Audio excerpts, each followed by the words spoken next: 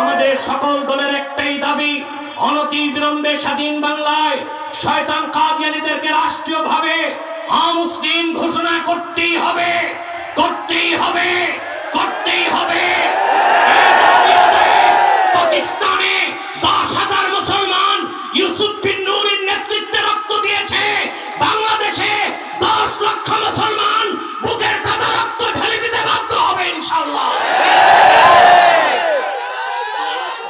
আমি মাননীয় প্রধানমন্ত্রী শেখ হাসিনাকে বলছি, আপনি আপনার সম্মানিত পিতার স্বপ্নগুলো পূরণ করে চলছেন। আপনার পিতার একটি স্বপ্ন বাকি আছে। আপনার পিতা 60-এর দশকে বাংলাদেশের উলামায়ে কেরামের মাথার মুকুট শামসুল হক ফরিদপুরি রহমতুল্লাহর সাথে ওয়াদা করেছিলেন, যদি আমরা ক্ষমতায় যাই কাদিয়ানীদেরকে রাষ্ট্রীয়ভাবে অমুসলিম ঘোষণা করব। দুঃখজনক, দেশ স্বাধীনের পরে আপনার পিতার চারপাশে ছিল ডক্টর কামালের মতো নাস্তিকরা, সিরাজ সিকদারের মতো নাস্তিকরা। আপনার পিতার স্বপ্ন পূরণ করতে দেয় না। বঙ্গবন্ধু সাহসী কন্যা হিসেবে আপনাকে সেই স্বপ্ন পূরণ করে কাদিয়ানীদেরকে অমুসলিম ঘোষণার দাবি আদায় করতেই হবে, করতেই হবে, করতেই হবে। মুসলিমকে বাঁচাও, এইরকম সংবিধান মানবে না বাংলার মুসলমান। আপনার সংবিধানে নাস্তিক ব্লগার বাঁচাবার আইন আছে, আর নাস্তিক ব্লগারকে মুজাহিদ হত্যা করলে ফাঁসির রায় দিবেন, মানবে না জনগণেরা। আমি হাজার হাজার জনতার পক্ষ থেকে সরকারকে বলছি, কুখ্যাত নাস্তিক ব্লগাররা যারা রাসূলুল্লাহ শানে আল্লাহর শানে বেয়াদবি করেছে, আইন না থাকার কারণে কিছু মুজাহিদ আইন হাতে তুলে নিয়েছে, তাদের ফাঁসির রায় মানি না। ফাঁসির রায় দেবার আগে নাস্তিককে মৃত্যুদণ্ডের আইন করতে হবে, মৃত্যুদণ্ডের আইন করতে হবে। বাংলাদেশে নাস্তিক মুরতাদ প্রতিহতের আইন না করে একজন মুজাহিদকেও ফাঁসির রশিতে ঝুলতে দেওয়া হবে না। খাতমের আকীদা, খাতমের নবুয়তের বিষয়টি আমরা স্পষ্টভাবে জানি। এখন আমাদের জানার বিষয়, কাদিয়ানীদের অমুসলিম ঘোষণার দাবি কিভাবে আদায় করব। মুসলমান মাত্রই আমাদের জানা আছে কাদিয়ানী সম্প্রদায় কাফের, এবং তাদের কুফরটা কুফর বাওয়াহা, তাদেরকে যারা কাফের বলবে না তারাও কাফের। কাদিয়ানী সম্প্রদায় যদি বাহাসে বসতে যায়, সেখানেও একটি নিয়ম আছে, হঠাৎ করে বাহাসে বসা যাবে না। ইমাম আজম আবু হানিফা রহমতুল্লাহ বলেছেন, কেউ যদি মিথ্যা নবুয়তের দাবি করে, কোন মুসলমান যদি বাহাসে বসে তার কাছে দলিল চায়, তুমি যে নবী তার প্রমাণ কি, যে দলিল চাইবে সেও কাফের হয়ে যাবে। কারণ কোরআন হাদিসের একটি মীমাংসিত বিষয়ে কোন দলিল চাওয়ার প্রশ্ন আসে না। এখন যদি কাদিয়ানীরা আমাদের সাথে বাহাসে বসতে চায়, একটা বিষয়ে আমি বসতে 24 ঘন্টার প্রতি ঘন্টার প্রতি মিনিটে প্রস্তুত আছি, তারা যে কাফের তা প্রমাণ করতে বসতে পারি। আকীদা খাতমে নবুয়ত সুস্পষ্ট জিনিস, যে রাসূলুল্লাহ সাল্লাল্লাহু আলাইহি সাল্লাম আল্লাহর শেষ নবী, এই কথা বিশ্বাস করলো না। সমস্ত ফুকাহা একমত, মান আনকারা আকীদাতা খাতমিন নবুওয়া ফাকান্নামা আনকারা রিসালাতা জামিল আম্বিয়া। মুহাম্মদ সাল্লাল্লাহু আলাইহি সাল্লাম আল্লাহর শেষ নবী, এই কথা যে বিশ্বাস করলো না, 1 লক্ষের উপর নবীকে সে মিথ্যাবাদী সাব্যস্ত করলো। সেজন্য আমি কাদিয়ানীদেরকে শুধু কাফের বলি না, আমি বলি কুখ্যাত কাফের। এরা ইহুদি, খ্রিস্টান, হিন্দু, বৌদ্ধ জঘন্য কাফের। শরীয়তে তাদের আরেকটি পরিভাষা, তারা হচ্ছে জিন্দিক। শুধু কাফের না, জিন্দিকের অন্তর্ভুক্ত। তাদের ক্ষেত্রে শাস্তি হচ্ছে হত্যা বা কাতাল, যা সহিহ বুখারী 2য় খণ্ড কিতাবুল ইরতিদাদে এসেছে। হযরত আলীর কাছে কিছু জিন্দিক আনা হলো, ফাআহরাকাহুম, হযরত আলী জিন্দিকদেরকে আগুনে জ্বালিয়ে ভস্ম করে দিলেন। বাংলাদেশ যদি শরিয়া আইনে পরিচালিত হতো, তো কাদিয়ানীদেরকে অমুসলিম ঘোষণার দাবি করার আগে তাদেরকে হত্যার আইন প্রয়োগ করা হতো। যেহেতু শরিয়া আইন নাই, সেজন্য আমাদের পক্ষ থেকে গভর্নমেন্টকে দাবি করা হচ্ছে তাদেরকে রাষ্ট্রীয়ভাবে অমুসলিম ঘোষণার দাবি আদায় করতে হবে।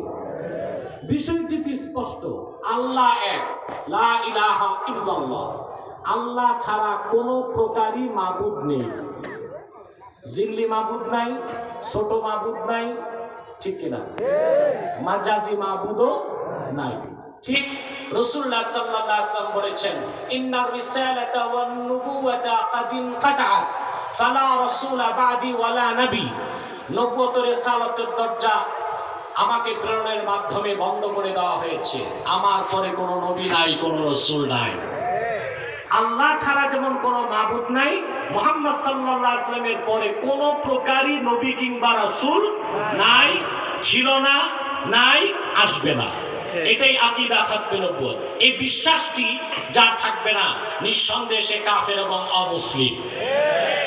খাতমে নবুয়তের আন্দোলন কত বড় আন্দোলন, খাতমে নবুয়তের জিহাদ কত বড় জিহাদ, আমি ছোট্ট একটু উদাহরণ দিচ্ছি। রাসূল করিম সাল্লাল্লাহু আলাইহি ওয়াসাল্লামের জামানায় মদিনাতুল মুনাওয়ারাতে সারিয়া, গাজওয়া, জুয়ুশ, বুউস সব মিলিয়ে 10 বছরে রাসূলুল্লাহর জামানায় জিহাদ হয়েছে প্রায় 80টির মতো, ছোট বড় যুদ্ধ, গাজওয়া, সারিয়া, জুয়ুশ, বুউস সব মিলিয়ে।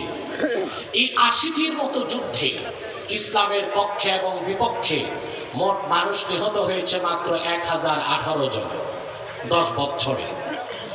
অথচ সিদ্দিক আকবর রাদিয়াল্লাহু তাআলা আনহুর জামানায় ইয়ামানের ইয়ামামায় মিথ্যা নবুয়তের দাবিদার মুসাইলামা যখন নবুয়ত দাবি করল, হযরত খালেদ সাইফুল্লাহর নেতৃত্বে হযরত আবু বকর সিদ্দিক 30,000 সাহাবী প্রেরণ করলেন মিথ্যা নবুয়তের দাবিদারকে হত্যা করার জন্য। ইতিহাস সাক্ষী, সেই একদিনের যুদ্ধে 2400 সাহাবী শাহাদাত বরণ করেছেন, তার মধ্যে 700 ছিলেন কোরআনের হাফেজ। ইসলামের 10 বছরের যুদ্ধে ইসলামের পক্ষে বিপক্ষে মানুষ মারা গেল 1018 জন। আর শুধু একদিন মিথ্যা নবুয়তের দাবিদারকে হত্যা করতে যে 2400 সাহাবী শাহাদাত বরণ করলেন, 700 কোরআনের হাফেজ। তার থেকেই তো বোঝা যায় খাতমে নবুয়তের আন্দোলন সবচেয়ে বড় আন্দোলন, খাতমে নবুয়তের জিহাদ সবচেয়ে বড় জিহাদ। এটা বছরে একবার করার জিনিস না, প্রতি বছর, প্রতি মাসে, প্রতি সপ্তাহে দাবি আদায়ের আগ পর্যন্ত আমাদের আন্দোলন চলতেই থাকবে।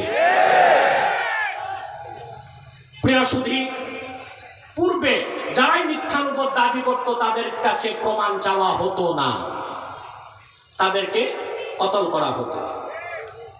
আর মাওলানা মিজানুর রহমান সাইদ সাহেব বলেছেন, এবারটা এইভাবে এসেছে, قد انعقد الإجماع على أن شاتم الرسول صلى الله عليه وسلم يكفر ويقتل مرتدا ولا تقبل توبته।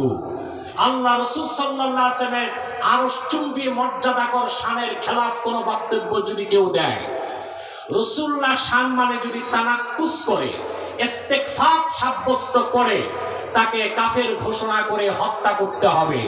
সে যদি তওবার আবেদন করে, তওবা কবুল করা হবে না, তার গর্দান উড়ায় দেওয়া হবে। সেজন্য পূর্বে যখনই মিথ্যা নবুয়তের দাবিদারগণ নবুয়ত দাবি করত, উম্মতের মুসলমানগণ তাদের গর্দান কেটে দিত। যুগে যুগে যত মিথ্যা নবুয়তের দাবিদার বের হয়েছে, তরবারির মাধ্যমে তাদের ফয়সালা হয়েছে। আমার আল্লাহর হাবিব মুহাম্মদ সাল্লাল্লাহু আলাইহি ওয়াসাল্লামের ইসলাম ও কোরআনের হাজার বছর পরে ইংরেজ আমলে এক শয়তান ইংরেজদের 5টা গোলাম নবুয়ত দাবি করেছে। শয়তানটার নাম রেখেছিল তার বাপ মির্জা গোলাম আহমদ কাদিয়ানী। এই শয়তানটাকে আমরা গোলাম আহমদ বলবো না, কারণ গোলাম আহমদ অর্থ আহমদ এর গোলাম। কোন কাফের কোনদিনও গোলাম আহমদ এর গোলাম হতে পারে না। আর কাদিয়ানের কাযযাব ছিল কুখ্যাত কাফের, সে গোলাম আহমদ এর গোলাম ছিল না, সে ছিল কুখ্যাত শয়তানের কুখ্যাত গোলাম। কাদিয়ানের কাযযাব মিথ্যা নবুয়তের দাবিদার মির্জা গোলাম শয়তান কাদিয়ানির উপর গজব এসেছে 1908 সালে।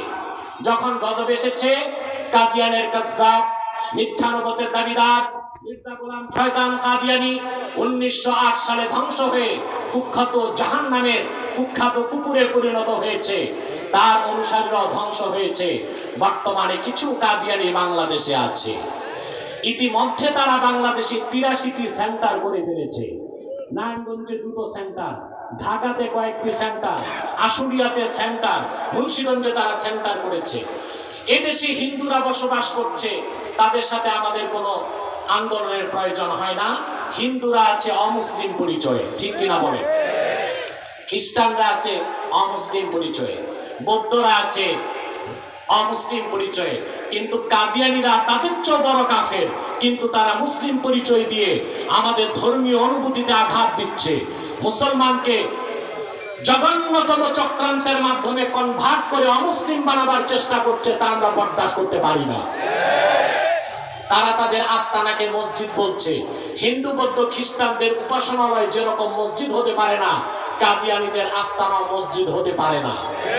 বাংলাদেশে যদি শরিয়া আইন থাকতো, তাহলে কাদিয়ানীদের উপাসনালয়কে মসজিদ বলার কারণে আগুনে জ্বালিয়ে দেওয়া ওয়াজিব হতো। তারা নিজেকে পরিচয় দেয় আহমদী জামাত, কখনো বলে আহমদিয়া জামাত, কখনো বলে আহমদী মুসলিম জামাত, কখনো বলে আহমদিয়া মুসলিম জামাত, কখনো বলে আহমদী সম্প্রদায়, কখনো বলে আহমদিয়া সম্প্রদায়। সাবধান মুসলমান, মনে রাখবেন, তারা আহমদী জামাত নয়, আহমদিয়া জামাত নয়, আহমদী সম্প্রদায় নয়, আহমদিয়া সম্প্রদায় নয়, আহমদী মুসলিম জামাত নয়, আহমদিয়া মুসলিম জামাত নয়। তারা শয়তানি জামাত, জাহান্নামের কুকুরের দল। আমাদের সকল দলের একটাই দাবি, অনতি বিলম্বে স্বাধীন বাংলায় শয়তান কাদিয়ানীদেরকে রাষ্ট্রীয়ভাবে অমুসলিম ঘোষণা করতেই হবে, করতেই হবে, করতেই হবে। পাকিস্তানে 10,000 মুসলমান ইউসুফ বিন নূরের নেতৃত্বে রক্ত দিয়েছে। বাংলাদেশে 10 লক্ষ মুসলমান বুকের তাজা রক্ত ঢেলে দিতে বাধ্য হবে ইনশাআল্লাহ।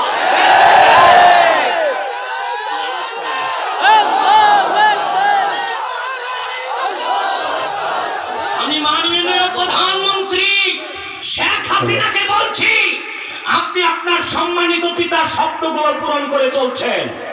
আপনার পিতার একটি শব্দ বাকি আছে। আপনার পিতা 60-এর দশকে বাংলাদেশের উলামায়ে কেরামের মাথার মুকুট শামসুল হক ফরিদপুরি রহমতুল্লাহর সাথে ওয়াদা করেছিলেন, যদি আমরা ক্ষমতায় যাই কাদিয়ানীদেরকে রাষ্ট্রীয়ভাবে অমুসলিম ঘোষণা করব। দুঃখজনক, দেশ স্বাধীনের পরে আপনার পিতার চারপাশে ছিল ডক্টর কামালের মতো নাস্তিকরা, সিরাজ সিকদারের মতো নাস্তিকরা। আপনার পিতার স্বপ্ন পূরণ করতে দেয় না। বঙ্গবন্ধু সাহসী কন্যা হিসেবে আপনাকে সেই স্বপ্ন পূরণ করে কাদিয়ানীদেরকে অমুসলিম ঘোষণার দাবি আদায় করতেই হবে, করতেই হবে, করতেই হবে।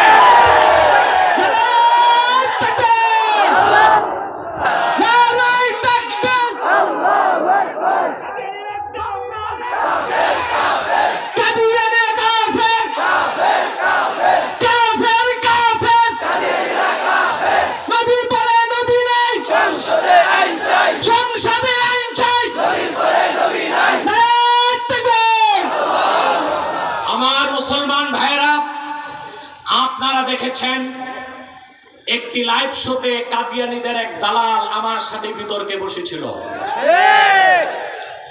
শোচনীয় পরাজিত হয়ে সে খোয়ারে ঢুকেছে, দেখেছেন?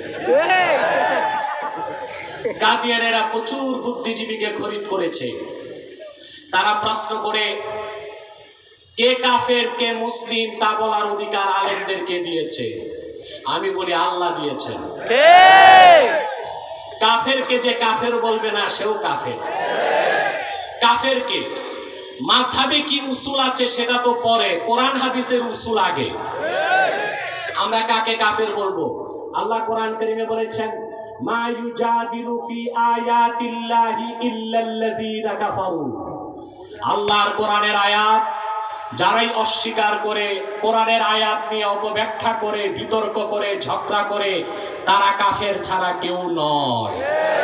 এই ফাতাওয়া কার? অন্যত্র আল্লাহ বলেছেন, ওয়ামান লাম ইয়াহকুম বিমা আনজালাল্লাহ ফাউলাইকা হুমুল কাফিরুন। আল্লাহ পাক যে রায় দিয়েছেন সেটা যারা মানে না তারা কাফের।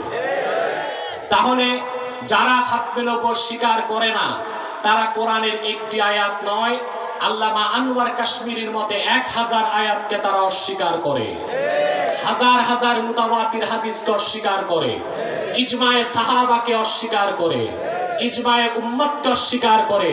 সেজন্য কোরআনের ফাতাওয়ায়, হাদিসের ফাতাওয়ায় নিঃসন্দেহে কাদিয়ানী সম্প্রদায় কাফের। তাদেরকে যারা কাফের বলবে না তারাও কাফের। হানাফি, শাফি, মালিকি, হাম্বলি 4 মাযহাবের উসুল ইন্নাল ইনসানা ইউকাফফারু বিকালিমাতিল কুফর আও বিফিলিল মুজিবিলিল কুফর ওয়া ইন লাম ইয়ালাম আন্নাহু কুফরুন। কোন মুসলমানের মুখ থেকেও যদি কোন কুফরি কথা বের হয় কিংবা কোন কুফরি কাজ করে, ইউকাফফার, তাকে কাফের ফতোয়া দেওয়া হবে।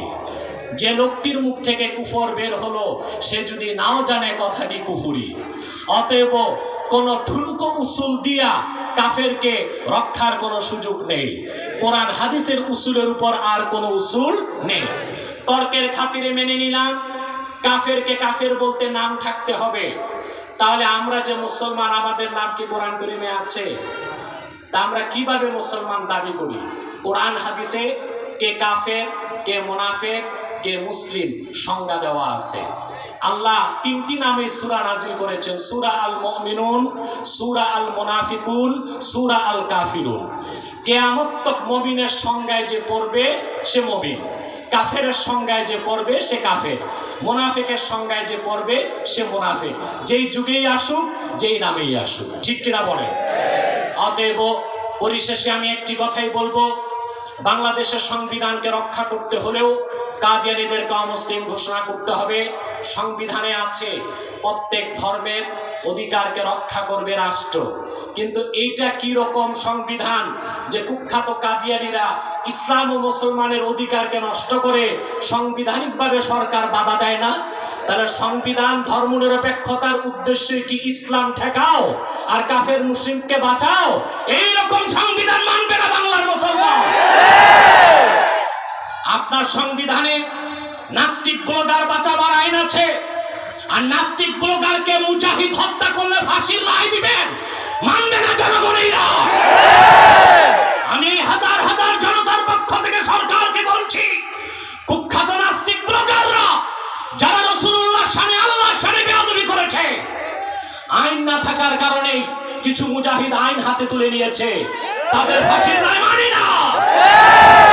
ফাঁসির রায় দেবার আগে নাস্তিককে মৃত্যুদণ্ডের আইন করতে হবে, মৃত্যুদণ্ডের আইন করতে হবে।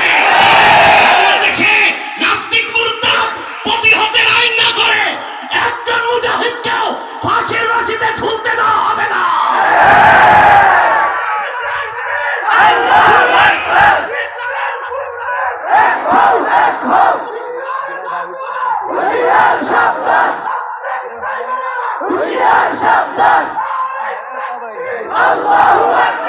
পরিশেষে প্রধানমন্ত্রীর উদ্দেশ্যে বলবো, আপনি যদি মুসলমান হয়ে থাকেন কাদিয়ানীদেরকে রাষ্ট্রীয়ভাবে অমুসলিম ঘোষণা করতেই হবে।